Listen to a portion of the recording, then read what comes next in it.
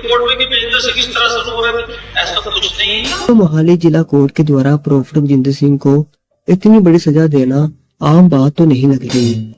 जो मम्मी है सरबजीत सिंह उर्फ रॉकी की और मेरे माताजी हैं, इनके साथ मार पिटाई की गई थी।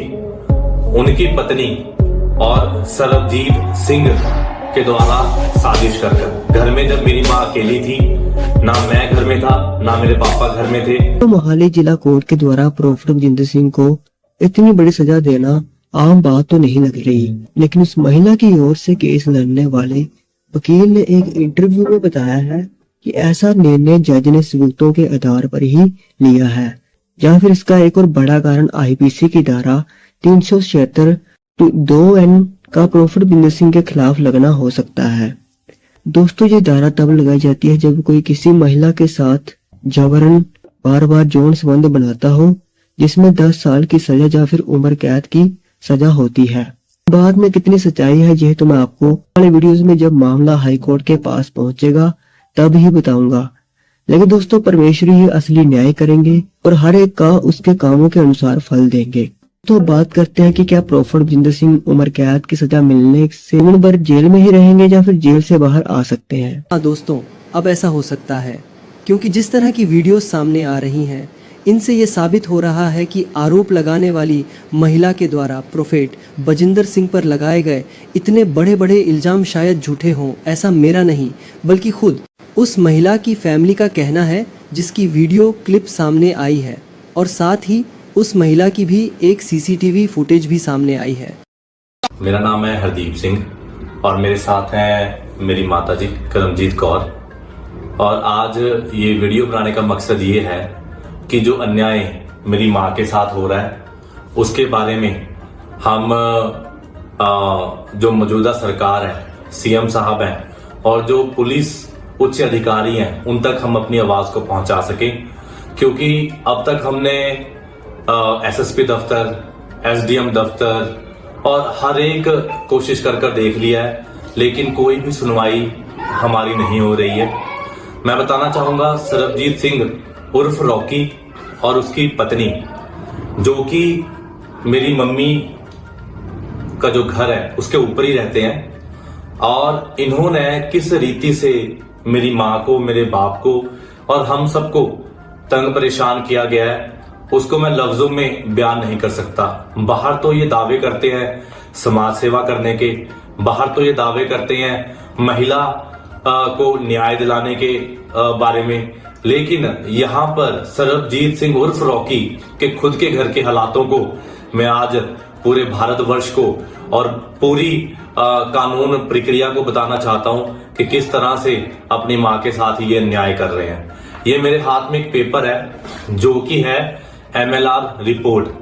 लगभग 1.5 साल पहले ये खरड़ के हॉस्पिटल 7/12/2023 को ये रिपोर्ट है।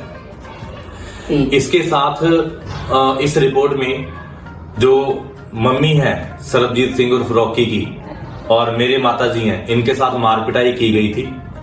उनकी पत्नी और सरबजीत सिंह के द्वारा साजिश कर घर में जब मेरी माँ अकेली थी, ना मैं घर में था ना मेरे पापा घर में थे, और अगर पड़ोसी ना आते तो हो सकता था कि मेरी माँ को गंभीर रूप से जख्मी कर देते या मार ही देते, है ना। तो हमने हर एक कोशिश कर देख ली है, सब कुछ कर देख लिया, लेकिन हमारी कोई भी सुनवाई नहीं हो रही। आज तक एक FIR भी इनके ऊपर नहीं कटी। जब कोई भी सुनवाई हमारी नहीं की जा रही थी, हमने कोर्ट में इस केस को या इस विषय को हम लेकर गए। ये मेरे पास उसकी भी डिटेल्स अवेलेबल हैं, ये भी आप वीडियो में देख सकते हैं, उसमें भी हम डाल देंगे।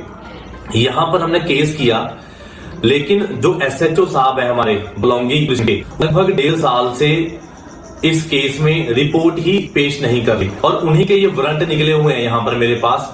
तो हम इन चीजों से देख सकते हैं कि हमारे पंजाब क्षेत्र में इस समय किस तरह की कानून प्रक्रिया चल रही है, और एक बुजुर्ग माँ जिसे उसके ही बेटे ने अपनी पत्नी के साथ मिलकर साजिश रच मार पिटाई की, है ना, और दुर्व्यवहार किया, उसकी कोई भी सुनवाई आज ना पुलिस स्टेशन में हो रही है, ना कोर्ट में जो पुलिस के उच्च अधिकारी हैं रिपोर्ट्स पेश कर रहे हैं। मेरी माँ अभी हमारे बीच में है, ये भी हमें बता सकते हैं कि इनके साथ किस तरह से दुर्व्यवहार किया गया। मेरा नाम करमजीत है। मेरा बेटा है सरबजीत सिंह रॉकी। इसने और इसकी पत्नी ने मिलके मेरे साथ जैसे भी मार पिटाई करी है। और घर के अंदर उस समय कोई था ना, मेरा बड़ा बेटा ना मेरा पति, मेरी छोटी पोती थी, मैं थी, दोनों थे। इन्हें दोनों ऊपर से आके इन्होंने दोनों ने मैंने फाड़ लिया नीचे आके। अगर हमारे गुआंढी ना आते, पड़ोसी ना आते तो मेरा उस दिन बचना बेहद मुश्किल था।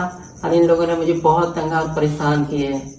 जैसे अभी करमजीत कौर जो कि मेरे मम्मी हैं और सरबजीत के भी माताजी हैं, उन्होंने बताया किस तरह से इनके साथ मार पिटाई हुई और उसकी हमारे पास सीसीटीवी फुटेज भी है। ऐसी बात नहीं है हमारे पास कोई प्रूफ नहीं है, सीसीटीवी फुटेज है। और उसके अलावा भी जो समाज सेवी होने का ये दावा करते हैं, किस तरह से ये अपनी माँ को ही अपने परिवार। झूठा इल्जाम सच्चे आदमी को सुरखरू करता है कि झूठा इल्जाम सच्चे आदमी को सुरखरू करता है, लेकिन खुदा पर रखे ईमान को भी मजबूत करता है। कहने वाला बंदा चीख रहा है, बुरा चिल्ला रहा, ऐसा कुछ नहीं है। गजेंद्र सिंह जी ठीक है, स्वस्थ है।